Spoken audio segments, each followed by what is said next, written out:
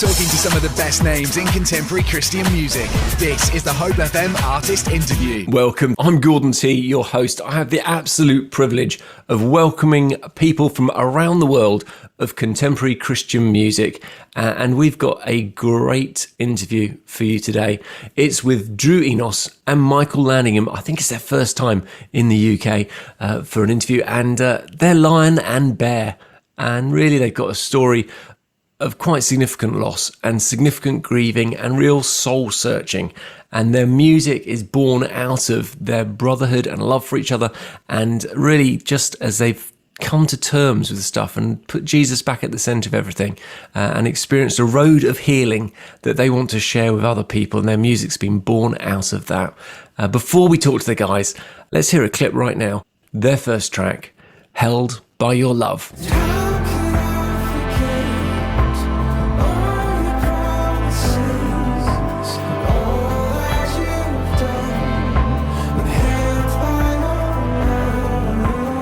And that was Held by Your Love by Lion and Bear. Hey, Michael and Drew, how you doing, guys?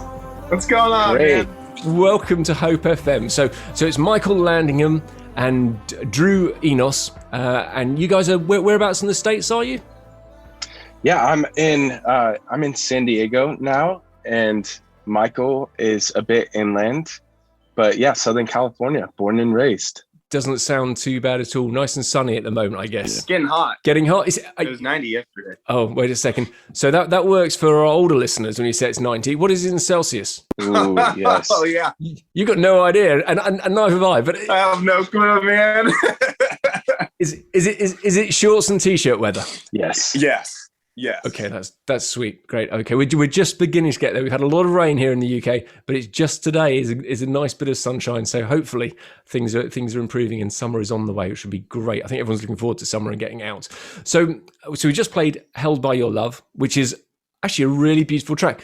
And not just are the lyrics. The lyrics are fairly simple. I think they're fairly simple, but they're really powerful and lovely. But musically, you guys, I don't know who it is. Are you both the same sort of music genius level? Because I love the little flourishes you've got in there and the little sort of things that you don't necessarily expect that almost interrupt the flow, but in a good way, if that makes sense. Yeah. Honestly, I think that has a lot to do with our producer, Chad Carruthers. Yeah. He is like the mastermind behind the production of these songs. And we got to, co-produce with him. But I mean, he brought the magic for sure. Okay. And who is it? Both of you writing? Yes. Yes, that's good. There's agreement between the two of you that you are both doing it. I like that. So could have started a fight straight away. Yeah, we've been writing together for about 10 years. Okay, so quite well established, I think it would be fair to say then. It would be great to start off really just learning a little bit about your journey with Jesus, and your journey is how you got together as a band as well, and how that's looking. So I don't know if Michael, do you want to go first? Tell us a little bit about your background and how you came to be a Christian and how that's influenced you, and then Drew can fill in some of the blanks. So I grew up in the church family, grew up in Vineyard Church, which is great. And it really wasn't until about 14, 15, I really kind of woke up, owned my faith, and met Jesus. And it was actually in San Diego, where Andrew is at now, at a place called City of Refuge. And actually went really wanting just to go to, have a good time and get a free vacation. But we went to this homeless shelter down in San Diego. And it turned my whole life around, just being able to serve with the broken and see really just love displayed, like true Jesus love on the streets. And that really affected me. So that's kind of where I got saved and gave my life to the Lord. And then I had a desire just to do worship, do music, and kind of pursued that from there on. But yeah, so that's just a little summed up version. And what about yourself, Drew? Yeah, kind of similarly, grew up in the church. At a very young age, kind of experienced a lot of hurt and kind of abuse and spiritual abuse from people in the church. And so by the time I was in high school, I was sort of questioning a lot, like church leadership and all kinds of things. But at that time, really had an encounter with Jesus in such a way that it was just undeniable. Like I understand that people are flawed, but I could never turn my back on Jesus because I knew that he hadn't turned his back on me. So yeah, kind of same thing in high school-ish. started really leading worship and songwriting and recording a bit and stuff. And that just led to a great passion to write music that hopefully reflects the heart of Jesus for anybody who's listening. Well, I can actually say for you, it does. I've been reading your lyrics. It's absolutely great stuff that you guys are writing. Oh, thank you so much, man. Beautiful to listen to, but the lyrics, I'm just thinking, man, they just reflect God's love.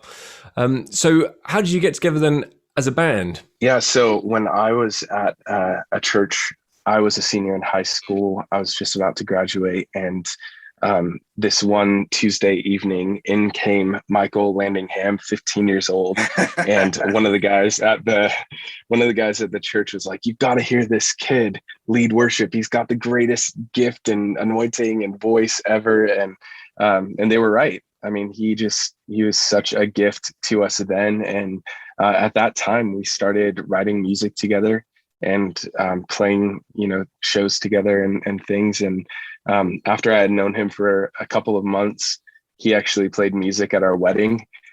Didn't really know him that well, but it was just like, oh man, I feel like this Michael guy is supposed to be involved. We were destined to be. So how old were you when you were getting married then? 18. Fresh 18. Same age as my wife when we got married. So come on. That's awesome. It's great, mate. So okay, so you were 18 and you were 15 playing at his wedding. And that at that point, you knew that there was something quite good about his skills. You started to actually then write together more seriously. On 15, you're still at, we would say you're still at school. I was actually, no, I think at that point I was 7, because we're a year apart, right? Year and a half. Yeah. So you were 16, I think. Yeah. Okay. He was just pretending you were young, but yeah, okay. 16 and a half, 17 sort of age bracket. But the two of you clicked really well musically. You liked each other's style. You saw that there was some potential there. So did you then straight away magically out the air get a recording contract? Yeah, that would have been great. Yeah, it was actually the first time we got together, we got signed. If only things were so simple. So what happened? Platinum single right off the bat. It was crazy. Yeah, no, actually it was quite a journey. We had collaborated then. Michael had been working on an EP. I played some bass on it. We had written some songs, but nothing too serious. No, not at all. until a few years later, we had a band together, never signed. We just recorded a little EP, played some local shows. And then we were on staff at the same church together, leading worship for years. And then our paths split a little bit in terms of serving at different churches and stuff. And so that kind of put a pause on writing and collaborating together. And we'll get more into it, but a huge part of our story is just hurt and loss, devastation. And so when my wife and I experienced loss about a year and a half ago, that kind of brought us back together to, again, kind of write from this place of hurt, but bringing that to God and just saying, this is all we have, and just seeing what songs came from that. So that's really how Lion and Bear was birthed. But I will say from that point on, there was just this clear hand of God thing where everybody who was hearing the songs and looking at the process was just like, God has to be in this, because within a couple months of being a band, we signed with BEC Records, and the whole album just flowed so naturally. Working with our producer, he's like, I've never seen anything like this happen for a first record where God's hand is just so clearly on it. And so we're just humbled to be a part of it at this point, just knowing that he has a desire to do something through it. Yeah. So we're just kind of riding that wave. Wow. That is great. And that is very quick by the sounds of things when you actually started coming back together. Michael, was there anything you wanted to add at this point into that process in the story? Yeah, I know for me, starting this band, like, we needed it. I needed this band. Andrew and I, we walked through all these things together, and, being apart, like Andrew was saying, and then just coming to this place, like, what do we do now? We need an outlet, like, both in full-time ministry, and there's such a demand in ministry. You're there to minister and to help people, and you don't get a lot of time for yourself, So we both were like, well, let's start this band, and started singing these raw, just everything from our hearts, So I really believe, like, first and foremost, this band was made for us. Like, God gave us this band, to get emotional already. but I know these songs, even in times where I don't really believe them, to be honest with you, there's words I sing in these songs. I'm like, man, it challenges me, and it causes me to go, God, are you who you say you are in your word, and who people, said for you to be? I need to believe it, and kind of wrestling with God, like Jacob, like knock my hip out, man, give me a limp. Like, I want to know, but these songs, like, even when I feel that way, I'll listen to them and it brings me back to that moment where I, wrote it, or we wrote it together, and how just God was in the room. And I can't deny that. This part of me is almost nervous to ask the questions, but I think it's important that we, if you're happy to, explore exactly what's gone on, because clearly you guys both sound like you've been through, in the UK we'd say through the ringer, where things have been, or so you might say the fire. Guys, who'd like to start? Go for it, Drew. Yeah. I mean, Michael and I just being, best friends throughout the years. In 2015, my wife was pregnant with identical twins, and Michael's wife was pregnant with identical twins. And they, my girls were born, and they were born, pretty premature, 34 weeks, and in the NICU for a while. And then just a couple months later, Michael's sons were born, and they were born very premature, like 24 weeks. They lived for a few days. And the doctors, I mean, seeming really hopeful, like they were just right on that cusp of making it or not. And that just, the turmoil that creates internally, wrestling with God and things that people say about God. And that was kind of the real, first experience with loss that our family, that Michael had gone through. And I think that it really hit us like a ton of bricks, just kind of being worship leaders, being in the church culture for so long, and having no idea what to do with this lament, having no idea what to do with this heartbreak and these questions. And so that really kind of began this pattern, I think, of writing from that place and acknowledging we're not the only ones who have experienced hurt, And so at that time, we were on staff at the same church together. We started writing songs from that place for the church, worship songs, and they were really impactful. People connected with them because they were kind of more real and raw, just out of that season. And then fast forwarding a few years, Michael's sister, Sarah, she passed from breast cancer. And that was just another level of pain that you just can't prepare for. There's no, like, she's so young, and just beautiful family, and just all the questions, like watching people you love not be here anymore. It doesn't make sense to us. And then shortly after that, I'm just kind of giving the very brief, version of all this. But shortly after that, my wife was pregnant with our sixth child. And it was a son named Cove. And we, they found out that at some point his heart had stopped beating, and so my wife just delivering our lifeless son, and again, just hit with that reality. Like, there's nothing pastorally, like I've been able to counsel so many people through difficult times, and in all of these scenarios, I'm just at a loss, like how do you try to prepare for something like that? It's just different when you actually are walking through it with your wife and seeing people you love suffer. And so, right after that loss, actually, kind of full circle, a couple of days after our son passed, Michael sent me a little voice memo of the first verse and chorus of Held by Your Love. And at the end of it, he's just weeping and kind of falling apart. Like, this this kind of just brought up, it unearthed some of the pain that he had walked through, and he could resonate with where we were at because he had walked through something so horrific. I can't even imagine what he had been through, but he writes from this place, this, verse and chorus that were so healing to my heart and to my wife in that moment. And so finishing that song, Held by Your Love, and then having it be our first single was just so like monumental for us, because there are lyrics throughout that song that just, it's like specific memories attached to them. So every time I sing it, every time we sing it together, there are just certain words that are almost like triggers where it's like so emotional. But I know that it's so healing at the same time. So, or even the very first line, when sorrow comes like a storm. Yeah. I guess that speaks volumes of what you've been through.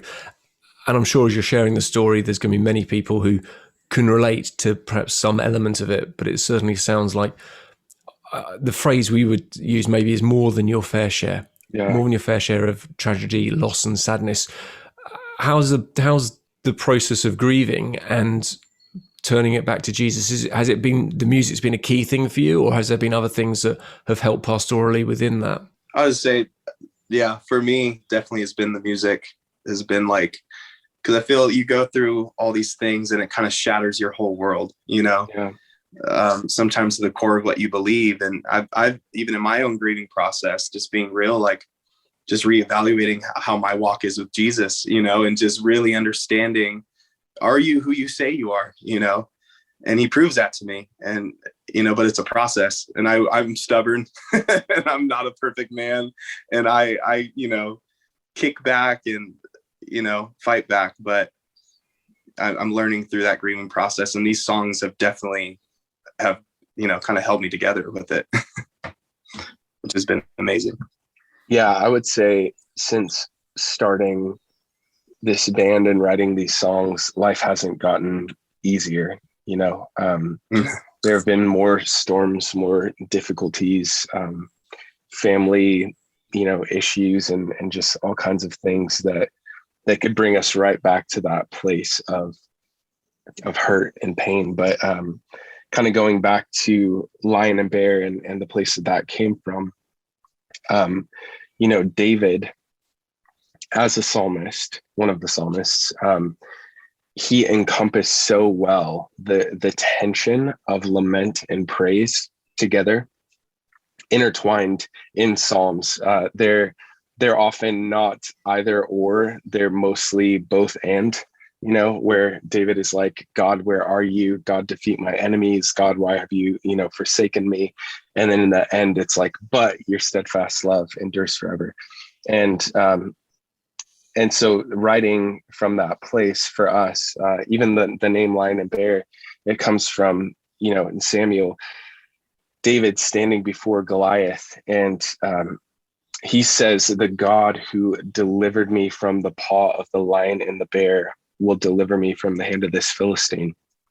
And it's a reminder that in the secret place, David learned that God was his defender. He delivered him from the paw of the lion and the bear. And so he had this confidence from the secret place that led him to face this giant. And so for us, it's just this kind of constant reminder that the strength of God has allowed for us to persevere through such tragedy, and whatever giants we continue to face, we have to depend on the strength of God, because we can't do it alone, And so I would say, with this project, with this band, there's a huge heart to love those who are far from Jesus, those who don't know Jesus, those who have been hurt by the church or are deconstructing or whatever. Because I think the reality is that sometimes we hear things about God, we hear things about his character,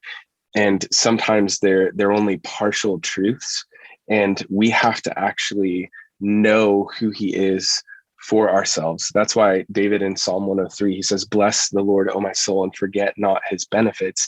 And in Psalm 103, he goes back to Exodus 34, where God says of himself, "This is who I am," to Moses, Yahweh, Yahweh. He's compassionate. He's got love for generations, and he's forgiving of our iniquities.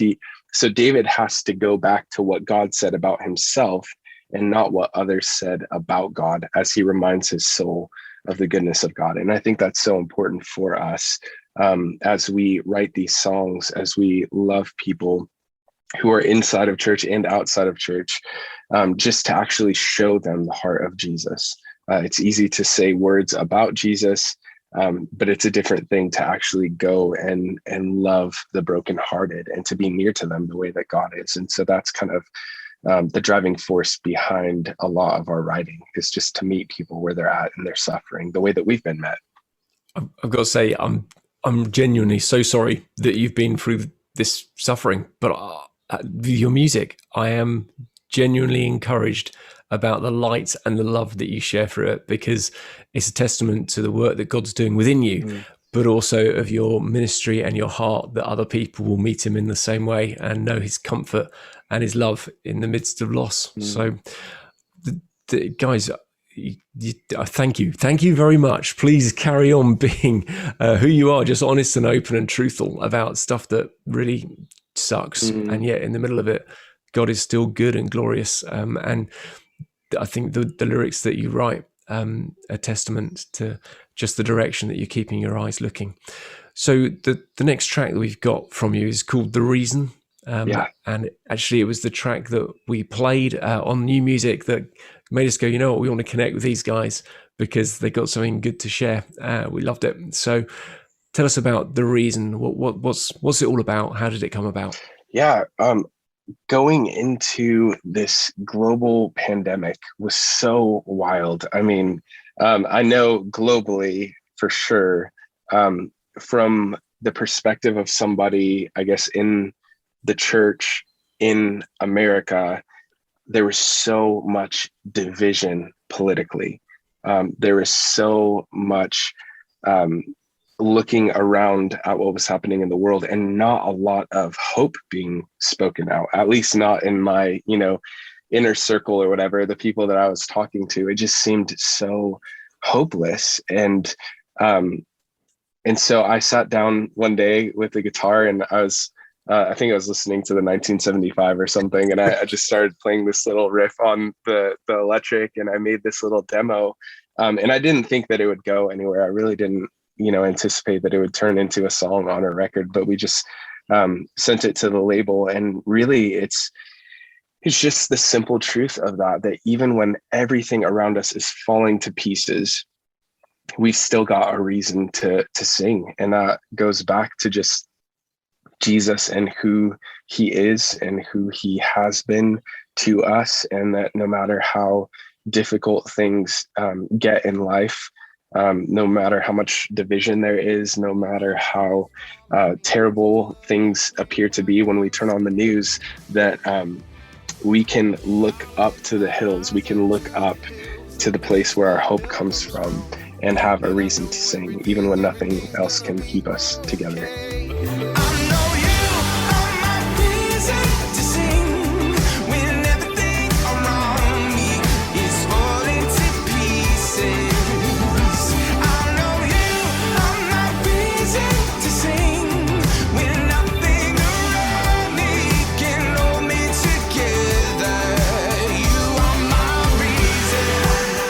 And that was "The Reason" by Lion and Bear. And I'm very pleased to say that Michael Landingham and Drew Enos from Lion and Bear are with us on Hope FM for the artist interview. Guys, you have shared so vulnerably and honestly from your heart, and I'm really grateful. And I know that numbers of our listeners will be relating to some of the stories and things you've gone through, perhaps not to the same scale, but maybe very similar things as well. It would be wonderful, actually, if one of you were happy just right now to pray for the listeners, for God to come and intervene in the situations they find themselves in. Yeah, absolutely. Let's do it. Father, I thank you that you truly are near to the brokenhearted.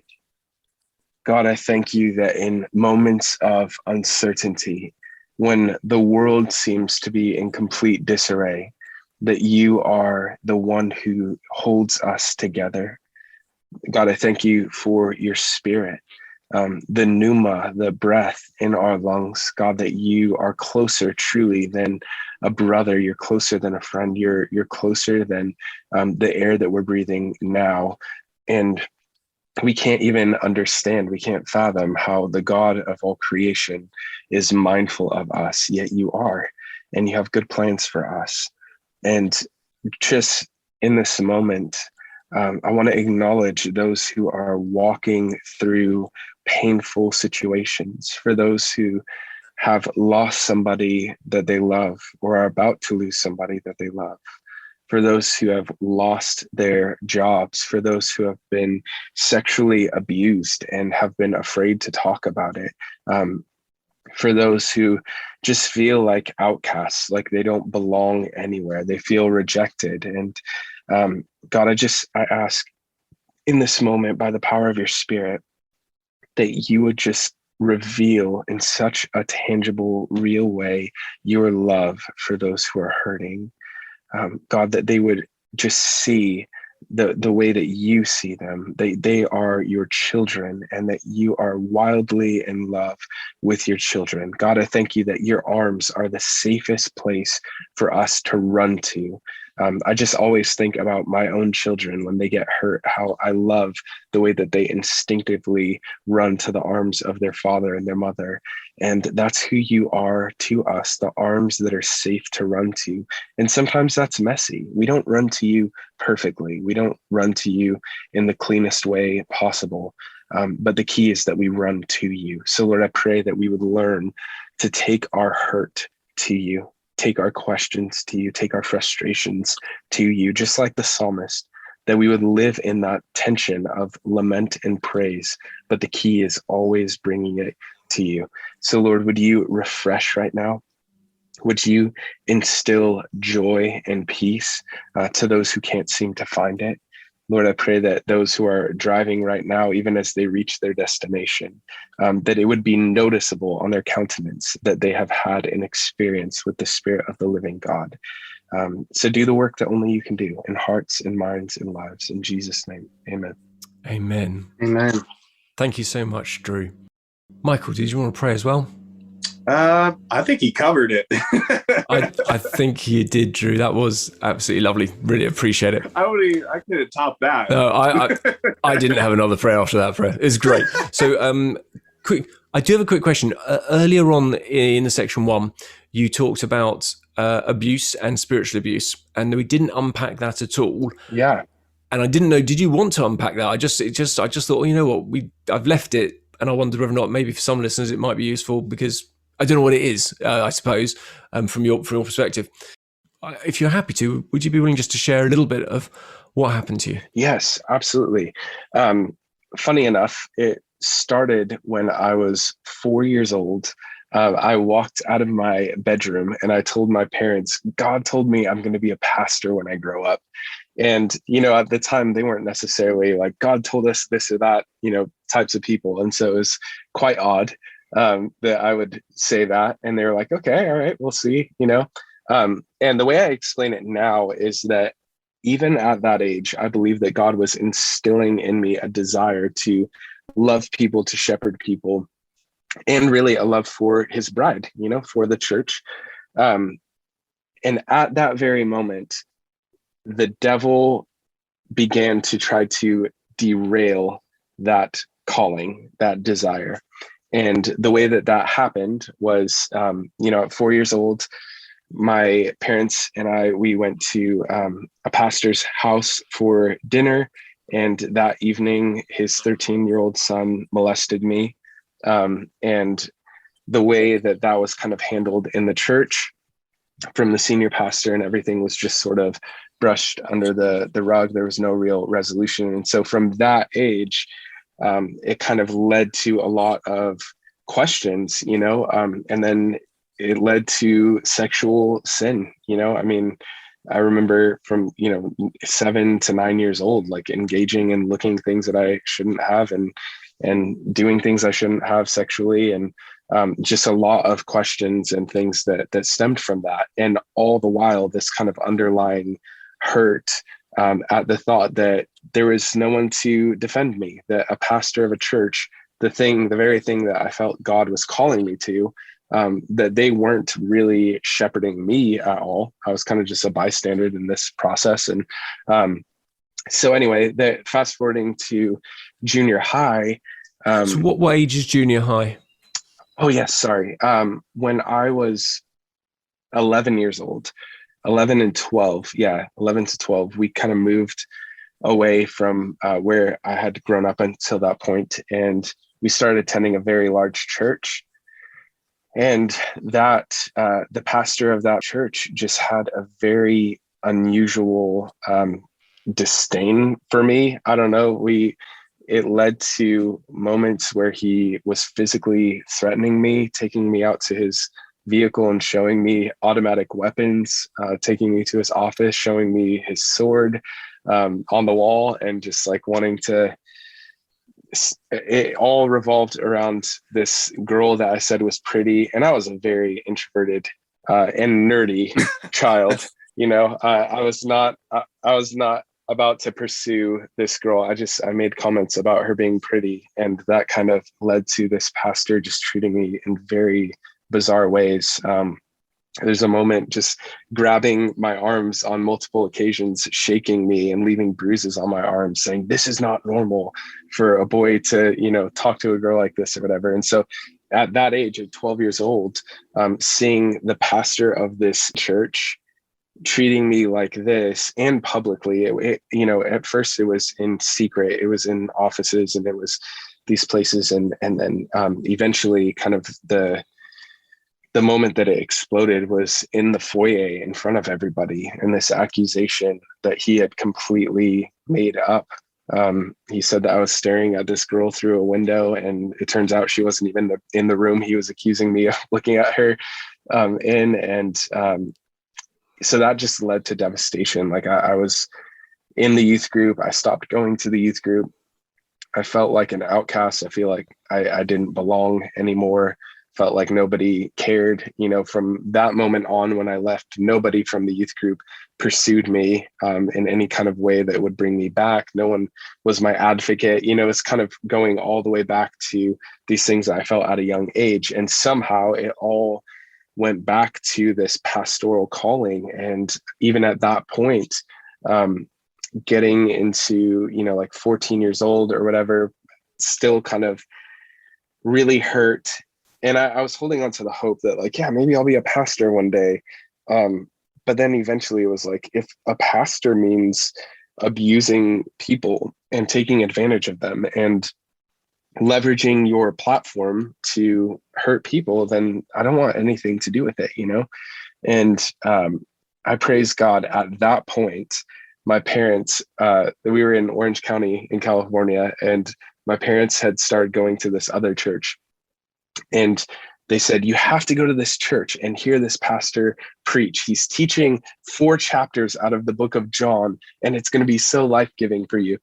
And I remember just like, yeah, whatever. I'm a kid in junior high. I don't want to listen to this boring pastor teach for, an hour or whatever. And I remember going that evening, and I'm just going to give him a shout out. Not that he's listening from America, maybe, but the pastor is Dave Rolfe, and he taught that night 4 chapters of John, and I was so enthralled, and I felt like my soul was just receiving nourishment that I had been deprived of for ages. And in that moment, I felt the Spirit of God prompt me to talk to this man. Like, you need to reach out and ask him if you can talk to him, which was totally out of character for me. I wouldn't just ask a pastor if I could meet with him, especially not at that point where I just thought every pastor was going to hurt me. And he took the time. We met up, and he listened to my story.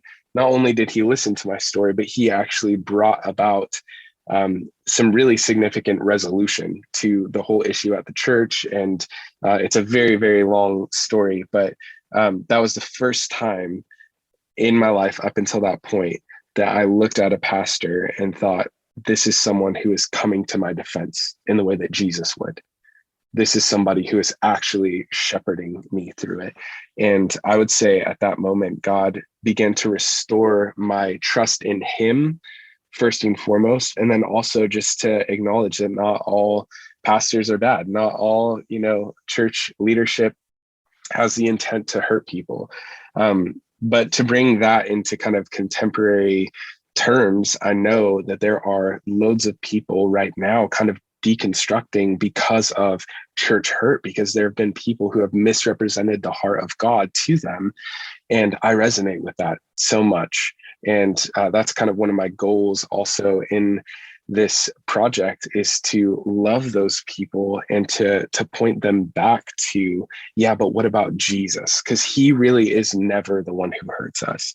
And if we're ever hurt by a church or leadership in the church, then it's because of a misrepresentation of his character and who he is. So sometimes it's relearning who he is, and letting our walls down to let in the right people who are going, like Dave Rolfe, to speak in truth and to be our advocate the way that Jesus is. Wow.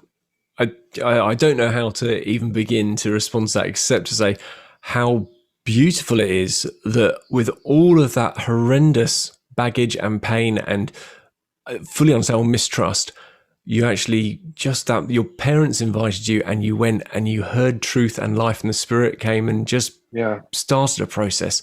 And well done to that pastor for doing exactly what Jesus would have him do, and to love you and to help you and to take you back to Jesus again. That is wonderful. It's a great story. And I guess one of the things is, it doesn't matter who we are or where we've been or what has happened to us. Jesus always wants to bring us back and reveal more of his love, more of his truth, more of who he is, and more of his good plans for us as well. And there's always the opportunity to change the situation, to turn around from the direction we're heading, and to re-engage and find out more of his greatness and his goodness and his unfailing love that overflows. Drew, I'm so glad that you encountered it, and I'm so grateful for you sharing even the stuff that's just awful to have heard. It's wonderful to hear what God did at the end of it. And thank you for your passion and your heart to reach out and engage other people who might be so hurt by the church, so turned off Jesus by the way that sometimes we just get things wrong, and we're all flawed, we all make mistakes. But I'm sure many of our listeners hearing that he showed you automatic weapons, we're going to be, we're English, you don't have automatic weapons. You're going, what? This is crazy. Yes, it was wild. Well, crazy Americans. That is crazy scary, and all the other stuff as well. But I guess it's been a journey for you. Would you say that actually that's also been something that's fed into the way that you minister now with regards to when you're leading worship and when you're talking to people as well afterwards? Does it give you a different perspective perhaps on things? Yes, absolutely. I think that there are giftings that people have in the church, and I love leading worship. I love teaching, preaching, but nothing for me really compares to moments when people have said, you were the first person that said hello to me, and you made me feel welcome, and you made me feel seen. And those little things, just one-on-one conversations, those are more of an affirmation of what God spoke to my heart when I was 4 years old than any gifting in large capacity. I love all those things. I love, all of the stuff that I get to do within the church. But really just having those conversations to shepherd people, even back to just the heart of Jesus and the way that he sees them. That's definitely the thing that I'm most passionate about. I think at the end of my life, I could do without people saying he was the best preacher or writer or, worship leader or whatever. But if at the end of my life, people said he loved me the way that Jesus did, then that's enough. Amen. That sounds brilliant place to be. Drew, thanks very much, mate. I really appreciate it. Cool, dear. You guys, I said the ringer before, but this is the super awful ringer for you to have been through. I'm so sure. Oh, we know. Oh, no. Okay, so let's find out a little bit about what's going to be happening going forwards with the band and your plans maybe for the next 12 months. Michael, what's going on? World domination. Oh, well, that is a good idea. I like it. important to have a strategy. Lion and Bear, I'm pretty sure that you're beginning your conquering of the UK right now. Yeah. So we're taking over the UK. We're starting with you guys because you're awesome. And we love, honestly, like we were supposed, like Andrew said, we were supposed to go to Creation Fest, what, 2020? Is that 20? Yeah. Yeah. 2020 Creation Fest. Yep. And I actually haven't traveled internationally before. Never. So that was going to be my first international trip. And I was so excited. I'm mostly Welsh. That's good. I can see that. So we actually had plane tickets. So we had tickets and everything. Yeah, we had plane tickets. We had a little like mini tour set. We were going to Scotland. There was a thing in Ireland. Yeah, and so we really are so excited to travel back there and to play some shows. I'm still bitter about that, but did you get a refund on the tickets, I guess? Yeah, we did. Then we went to Nashville. Okay, well, Nashville's nice. I am looking forward to going to Nashville at some point, but I'll probably go into Creation Fest before you guys at this rate, I suspect. So it is on this summer, so hopefully that should be great. So okay, so you had that booked, it got cancelled. Yeah, you went to Nashville instead. So what happened in Nashville? Oh man, just lots of stuff for the album and doing PR. I think we were wrapping up the album, right? Mm-hmm. Which, like your first question, but moving forward, we have a few things. Can we share all of them? Sure. Yeah, share them. I don't know if our label's listening. We can, okay, because that's right. We actually just put them out on our social media like yesterday. But we have a full-length album, 11 songs, coming out June 25th. Okay, I was gonna say 2nd. So June 25th, we have our full-length 11-song album out. And then also one of the songs is going to be going to major radio same day, Drew? Yeah. Yep. So, and that song is called Cling, and that's the title track. So, yeah, we're excited just to release these songs, and then we're hoping to play shows, and as things open up with COVID, and, we really wanted to get out there, share our hearts with people, meet people. That's our passion for sure. Yeah. What do you want to add, Drew? I mean, for a band that, we signed with the label in February of 2020. Yeah. And so right before everything was shut down. So we've recorded most of this album remotely. We've done vocals and then sent it over to our producer, and he's done most of the music. And then some of the songs we've gone over and done vocals there and some tracking and stuff in Nashville. But to see it kind of fully come to fruition, June 25th, our album Hollows comes out. Like you said, the song Cling, we had the opportunity to work with a really awesome producer named Brian Fowler for this song. And it's a co-written song with him and another producer, Micah Kuiper. And then Austin French co-wrote on it as well. So we've got a really awesome song being released to radio on that day as well. That is a coincidence, because actually Austin French was on the Artist Interview just before you guys. So what's the chance of that? No way. Oh, that's awesome. Yeah, lovely guy, really lovely guy. So he's great. He is. But so how many tracks? Say, was it 12 tracks? 11. This one goes to 11. And do both of you have the same favorite track, or do you differ from time to time? Oh man, it's hard. I personally, at least right now, I'm really digging the song "You Won't Let Me Go," which is on there, and I can't wait for people to hear that one. Yeah, so. Because of what it means to us, "Held by Your Love" is kind of always a favorite. But there's a song that Michael sings called "Wherever I Go," and for some reason, I think that's the last song on the record. That one is your favorite. But it's just the production of it. It's so clean. His voice is amazing. The content is just all so great. Oh, stop. I can't wait for people to hear it. It's good. I am excited about hearing it. So it's going to be a real treat. I'm absolutely sure. And I'm sure we're going to be playing numbers of the tracks here on Hope FM as well. So we're honored, man. If people want to connect with you, where should they go? Social, website? What's the deal? Yeah, I think social media is the best. Instagram, we're on that a lot. It's just at Lion and Bear Band. And yeah, we're just, one of the goals for us as a band is just to be accessible and relational. And part of the way that we do that is just by engaging the online audience through social media. So, and Does it mean that this year, though, touring around America, you're not going to make it over to the UK at all? To be honest, I wouldn't come if I were you anyway. I would hold on and just wait to see what happens before making any further dates this side of the pond. But Yeah. obviously, you're going to Creation Fest. How did you find out about Creation Fest then? Wow, it's kind of a long story, but my wife and I, we were really considering moving out to England to church plant or to be a part of a ministry. And so one of my pastor friends connected us with Sarah Yardley, who leads Creation Fest. And we were considering going out to Cornwall and just being a part of the ministry there. But instead, I started seminary in the States, kind of with the goal of completing seminary and then going out to UK, if that's still what God had.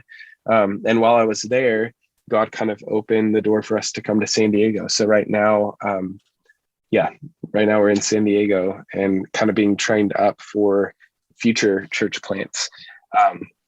But yeah, that's how we got connected with Sarah. She's incredible. And I was able to make it out in 2019 to Creation Fest. And it was just so beautiful. Wonderful. So for anyone listening, Creation Fest this year, it's 30th July to the 1st of August 2021, and that's at the Royal Cornwall Event Centre in Wadebridge, and the website is creationfest.org.uk. Little plug for Creation Fest right there, because it's a worthwhile thing to go to. So, okay. Yeah. But Michael, you've never been to the UK? Nope. No, shakes his head with disappointment. I'm so sorry, but we look forward to that being rectified at some point. I love it, man. It's been a dream. I want to see Big Ben. Yeah, before we take it down and sell it to the Japanese. Oh, that's right. Oh, why are you guys doing that? No, we're not. We've been repairing it. It's had lots of scaffolding all around it. It's not actually being taken down. That would be terrible. Okay. Oh man, I was like, wait a minute. What? When is it supposed to be finished? I don't know, which is funny because I am technically a Londoner and I should know, and I should be very passionate about it. But I'm now on the coast and I can't see it from here, so I'm not too worried. And I'm not going back there anytime in the immediate 6 months. So, but it is wonderful. It's worth going on the London Eye, and you get an absolutely beautiful view over the river and over to Big Ben. Yeah. Recommend it. So great. Yeah, Michael's never had real fish and chips. Oh, and I love fish and chips, bro. He's never been to a pub, never had English ale. You got a lot to learn, my friend, and a lot to live. So I do, man. And you definitely need to make sure when you come, you've got to come to Bournemouth, and we'll make sure we set up a gig for you somewhere. So it would be great. Right. Is there a carvery in Bournemouth? Any specific one? The answer is yeah. There's plenty of different carveries, so we could find something. Yes. But although it won't be the same scale as you would have in America. And to be honest with you, having eaten American portions, I've got to say, a carvery in America, you do get a good size thing, whereas we're a little bit more dainty with our servings in the UK when it comes to that. Yeah, but Gordon, that's why you don't look like us here in the States. This quarantine has not been good to our dad bods. So. Well, I'm glad you're saying it, not me, because I could get in a lot of trouble. What do you say, Michael? What do you call it? Oh, a father figure. Father figure. That's very good. I don't have a dad bod. I have a father figure. Yes. So I suspect that even the UK male population will probably, largely speaking, admit that generally lockdown has had the same effect for us as well. So for the first few weeks, everyone was going to exercise, going to do a lot of things, I'm going to become really fit. And then after a few weeks, everyone said, oh, wait a sec. Oh, I found Netflix. It's got box sets. Oh, okay. And that was the end of that for lots of people. So yeah. Now, before we talk too long, we've got one more track to play from you guys. And the track is called Stillness. And it is just beautiful. Who would like to introduce that? Go for it, Michael. Man, Stillness. I would say this probably is my favorite track and means a lot to me. I remember when Andrew sent me this track, this was like, man, was this right when we got signed? Yeah, we started. Yeah. And he just sent me the idea, and I remember I was dealing with a lot. Like, honestly, I was depressed, was just like not knowing where to go at this moment, feeling alone. And he sent this song to me, and it just hit me in the greatest way possible. I was literally at the darkest moment of my life where I'm like, I don't know if I'm going to continue living. And he sent this song to me, and I listened and just started weeping and just knew, like, I don't know, just even the words, there is nothing I can't do when I'm resting in the stillness. And like, I felt just the stillness of God's presence in that moment. as I was in my car driving, and it's just such an important song to this album and resonates with me so much. So I hope people get super blessed and can rest in the stillness as they listen to it. There's nothing I can do when I'm resting in the stillness. There is nothing you won't do to keep me in the stillness. And that was Stillness by Lion and Bear. And thank you very much to Drew Enos and Michael Landingham for joining us today for the artist interview. And if you've enjoyed this episode, the good news is there are so many more interviews for you to discover. Just check out the other episodes of the artist interview on whichever podcast platform you're listening to us on right now. And if you want to bless us, please stick in a like, a follow, maybe share it with some of your friends. But until next time, you've been listening to the artist interview, a podcast by Hope FM. God bless. Talking to some of the best names in contemporary Christian music. This is the Hope FM Artist Interview.